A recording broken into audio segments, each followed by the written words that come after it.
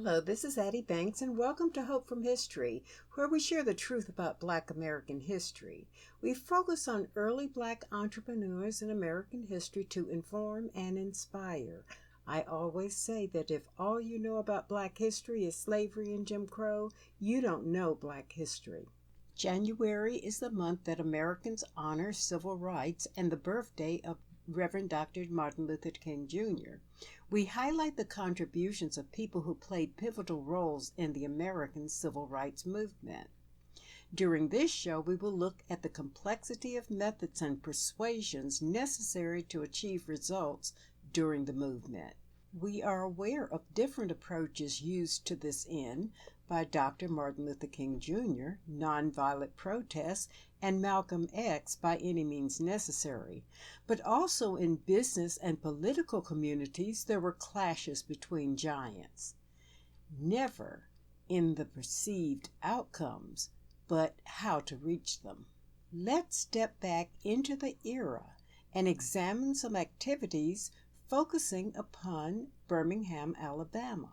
We will view these activities from the eyes of self-made multimillionaire Arthur G. Gaston. Arthur George Gaston was the grandson of former slaves and became a serial entrepreneur who established businesses across Birmingham, Alabama. Throughout the 60s, Gaston was one of the richest Black men in America. He was the leading employer of Blacks in Alabama. We'll review his outstanding business enterprises in a later show. Today we tread the stormy streets and meeting rooms used during the Civil Rights Wars. I read from the book about Gaston's life, Black Titan by Carol Jenkins and Elizabeth Garner Hines, from the chapter The Civil Rights Years, Birmingham, 1963. Since the fire hoses had been calibrated to a power strong enough to shear bark off trees, it shouldn't have surprised him when the water blast lifted the girl high in the air and spiraled her small body down the street. It shouldn't have surprised him, but it did.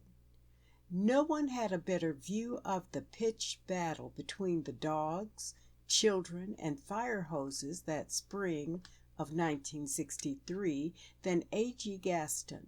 From his office window on the third floor of the newly constructed $1.5 million building bearing his name, he had an unimpeded vista of the scene unfolding below, one that included Kelly Graham Park and, just beyond it, the 4th Avenue Black Business District, much of which he owned. The 16th Street Baptist Church, where demonstrators had taken to amassing by the thousands, was only 1 block away. The phone Gaston had picked up moments before was still cupped to his ear. On the other end was his good friend, a local white attorney named David Vann.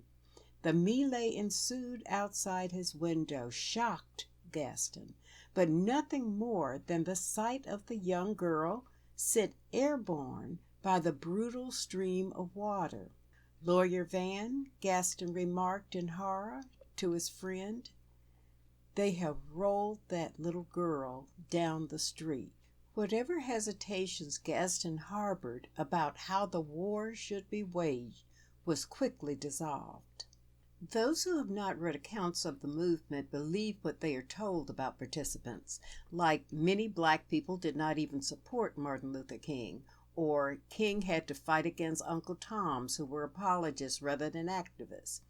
A.G. Gaston would seem to fit into each of these categories, and in fact was publicly labeled an accommodationist and called a super Uncle Tom, even by those active in King's closest circle. Gaston was a businessman, but he had also been a man who had known poverty, discrimination, bigotry, as well as middle-class and wealthy Black lifestyles that he earned. He lived in Alabama, where many whites were fierce segregationists, who earned their reputation for violent resistance to change. Their response to the 1954 Supreme Court decision in Brown v. Board of Education, declaring that separate schools were deemed unequal, they proclaimed that integration in Alabama was unthinkable. In 1956, the all-white school system shut down for over a year to avoid admitting blacks. They delegitimized the NAACP and shut them down for 8 years. They took to the streets. A Klansman castrated a black man in public and then poured gasoline in his wounds before setting 10 crosses ablaze at local schools. Homes and churches were bombed, earning Birmingham the name Birmingham. A white citizens' council was formed and enlisted 80,000 members across Alabama to ensure that, quote, black men stayed out of the bedrooms of white women, end quote. Alabama was serious about protecting the old guard of segregation. Perhaps worst of all, Birmingham, Alabama had Eugene Bull Connor as the city boss. He had been terrorizing the city since 1937, serving 4 consecutive terms as Public Safety Commissioner and again in 1957 and 1961, a total of 26 years in office. He became the mayor of Birmingham. He was a vowed segregationist. By any means possible, he would keep blacks in their place behind any white person in Alabama. At no time in Gaston's life was he afraid to stand up for what he believed in. While a young man working in the 1920s, he formed a civic organization to further the cause of equality for blacks. In 1947, he wrote a protest letter that appeared in the newspaper when the city revoked the permit to build a Negro theater. He was active in the Urban League with other blacks and whites to create employment for blacks and corporations. And in 1957, when Alabama punished blacks at Tuskegee Institute for registering to vote, political leaders got banks to call in mortgages on homes and businesses. Gaston stepped up with over $100,000 to guarantee the opening of the black-owned ABC supermarket to bring relief and funds to refinance loans. This was the man and this was the city that he knew. Building a million-dollar business in hostile territory takes intellect, capital, and relationships. A.G. Gaston had all of this and was an unwavering patriot who had served in World War I, and he believed in America. Sidney Smyer, a white Birmingham businessman, and Gaston worked together for years to change race relations in Alabama. They formed the Committee of 100, significant white leaders working with black leaders to address issues of reopening city parks, pools, and playgrounds shut down to avoid integration, and the unseating of city boss Bull Connor, and they did just that. Gaston believed that force and intimidation was unlikely to work in Birmingham or Alabama, that without appealing to the economic as well as the humane interests of those in power, change was not possible. He was a realist who had honed his negotiating skills to build wealth, even in a violent atmosphere. And then in 1962, the boycott era was visited on Birmingham, and the entry of Dr. Martin Luther King Jr. While sit-ins and boycotts seemed to focus on indignities at the lunch counters and white and colored signs for bathrooms and water fountains, these were just the visible signs of slights to blacks at the time. Some said enough is enough. With the success of the Montgomery bus boycott in 1955, when Rosa Parks refused to give up her seat on the bus, a sense of hope sprang forth as a sign of change in the country. Therefore, with the 1960 Woolworth's lunch counter protest by 4 North Carolina A&T students, a chord was struck. Within a 2-week period, 11 southern cities were targeted by student sit-ins. Black leaders in Birmingham knew that Bull Connor was not having this in his city. Therefore, when in 1962 students at Miles College planned a sit-in, Gaston, who was on the board of the college, became alarmed at what actions Connor would take against the students. He met with the administration and students and successfully dissuaded them from a sit-in, but worked with them to draw up a list of demands for change in the city stores. Gaston arranged a meeting for students to discuss their concerns with white business owners, and the signs came down. But Gaston's was not the only black voice in the struggle. Reverend Fred Shuttlesworth was a fiery activist who organized hundreds of blacks in Birmingham around civil rights demands. His outspoken rhetoric and actions landed him in jail 8 times. His house was bombed and destroyed, his church dynamited, and he and his wife were mobbed, beaten, and stabbed. Shuttlesworth was a member of King's Southern Christian Leadership Council, and a meeting was assembled to discuss civil rights in Birmingham. At the time, he was in jail. However, the meeting was chaired by Reverend Martin Luther King, Jr. Gaston was at this meeting and expressed his views on how to achieve results in his city. He appealed to the group that he had achieved some positive outcomes working with the good white people of Birmingham and that negotiations were the better route. He shared how the Miles College students had negotiated to bring the signs down in town. But Shuttlesworth claimed that this was not the way. Action brought change. At the May 1962 SCLC board meeting in Chattanooga, Tennessee, he appealed to Dr. King to come to Birmingham. He said that given the history of Alabama and Bull Connor, quote, "I assure you that if you come to Birmingham, we will not only gain prestige, but really shake the country. If you win Birmingham, as Birmingham goes, so goes the nation," end quote. On September 25, 1962, the SCLC convention was held in Birmingham and drew 300 attendees, including Jackie Robinson, Congressman Adam Clayton Powell, and Sammy Davis Jr. They used Gaston's L.R. Hall Auditorium. Delegates resided at the A.G. Gaston Motel and dined at the motel restaurant. They held meetings in the motel meeting rooms. On the 3rd day of the convention, King addressed the crowd, but a white man sprang from the 6th row, rushed the stage, and struck King repeatedly while King refused to fight back. Roy James was a white 24-year-old from Arlington, Virginia. This violence set the tone for whites in the city. As soon as the conference ended, the whites-only signs at fountains and restrooms went right back up. White businessmen claimed that Bull Connor had threatened them with fines if they refused to comply with the signage ordinance. It was determined that the civil rights movement would take on Birmingham, Alabama. But there were delays. By April 1963, King and Shuttlesworth had postponed the opening of their planned protests 3 times, but King was adamant to protest in Birmingham. There were many meetings and appeals from Gaston that demonstrations would prove destructive to the delicate political process that he had worked so hard to maintain. He stated that he was not in support of King's plans. The headquarters of the Birmingham movement was the A.G. Gaston Motel. They took rooms at a discounted rate. They took over the courtyard, restaurant, and meeting rooms. Reporters stormed the city. Black and white used motel facilities, as this was the location of King's daily press conferences.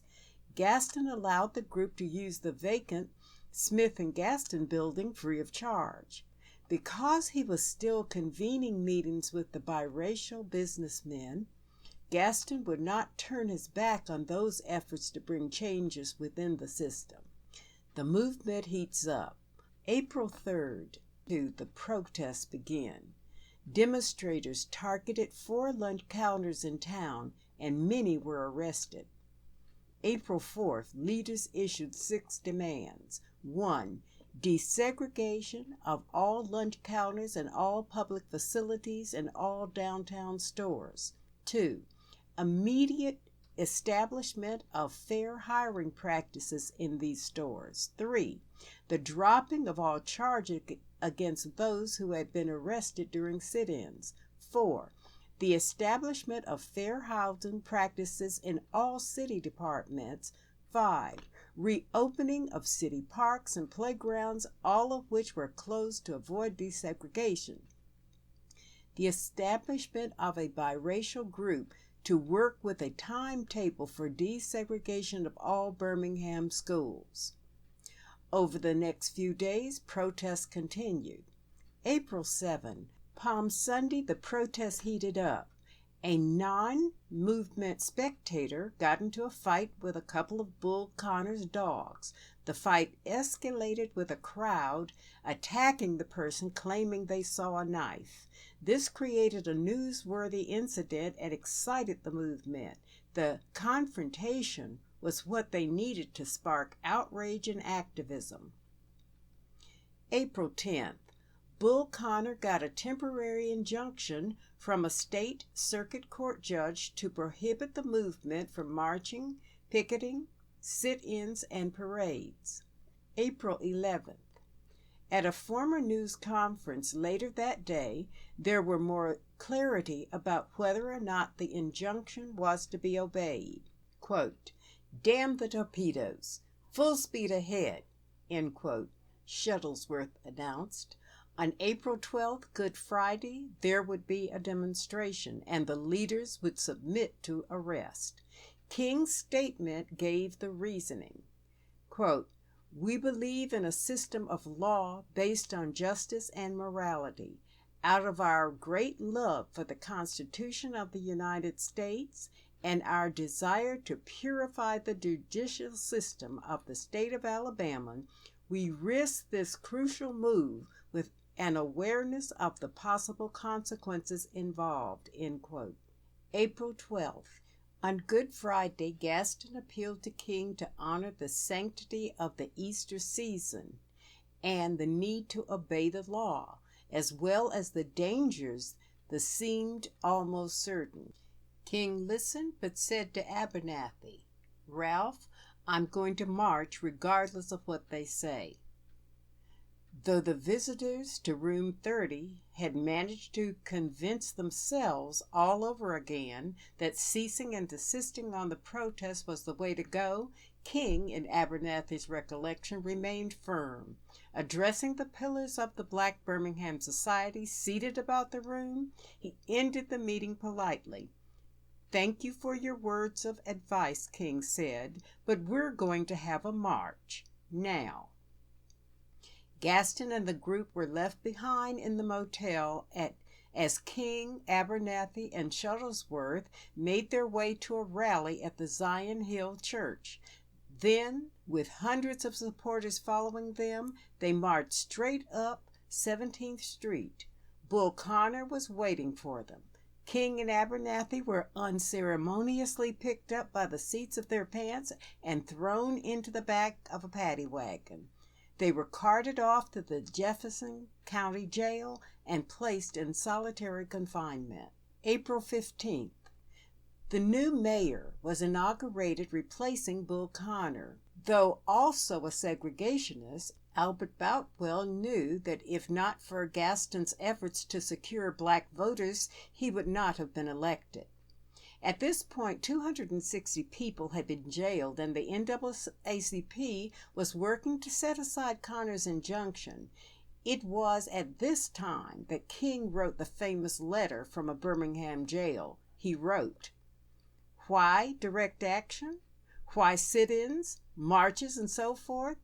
Isn't negotiation a better path? You are quite right in calling for negotiation. Indeed, this is the very purpose for direct action, to create a situation so crisis-packed that it will inevitably open the door to negotiation." April 20th. 8 days after King and Abernathy were arrested, they were suddenly released from jail. Many believe that Gaston paid the bonds. The book Black Titan sets the atmosphere for the next activities with D-Day and the Children of War sets the tone for Gaston's turnaround. After King and Abernathy were released from jail, they created a crisis-packed situation. The idea was presented to them for using children in the protest movement. Many adults had either lost interest or had less time to dedicate to the protests. They were also targeted with retributions by employers for their activities. King had to pray hard over involving children, as he was also a father and would never want them hurt. But once the decision was made, King did not back down. Once the word got out that children would be used as soldiers in this war, schools padlocked doors to prevent them from leaving. But students climbed out windows and listened for coded messages from radio stations about where to convene. May 2nd was D-Day. The noon march started at 16th Street Baptist Church and headed again straight into the arms of Bull Connor's police. 600 children were arrested. When the jail was filled, they were herded into an open stockyard, even in the rain. Gaston pulled no punches in vocalizing his objections to what King and others had done. When asked about the protest, Gaston replied, "As a responsible citizen of Birmingham, I deplore the invasion of our schools to enlist students for demonstrations during school hours. I do not condone violence or violation of the law on the part of anyone, and I am sure all responsible Negro citizens share this thought."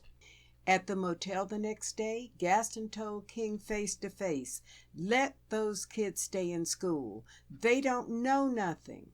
King, by now accustomed to going head to head with Gaston, replied, "Brother Gaston, let those people go into the streets where they'll learn something." That day, D-Day +1, May 3rd, 1963, things finally turned not just ugly but brutal. On the first day of the Children's March, Bull Connor had shown some restraint in the use of dogs and fire hoses. But by day 2, the sight of an endless supply of willing prisoners made Connor snap. "Bring the dogs," he commanded, and the dogs came, snarling and lunging ferociously, straining against their leather leashes, ready to attack. As Andy Young remembered it, the police ran through the park, swinging their billy clubs at marchers, onlookers, and newsmen, anyone in the way. Kelly Ingram Park was exploding with insanity and terror. The fire hose attachments had been ratcheted up. The monitor guns were now fed by 2 hoses, making them twice as powerful as what the city had determined was necessary to put out any major fire.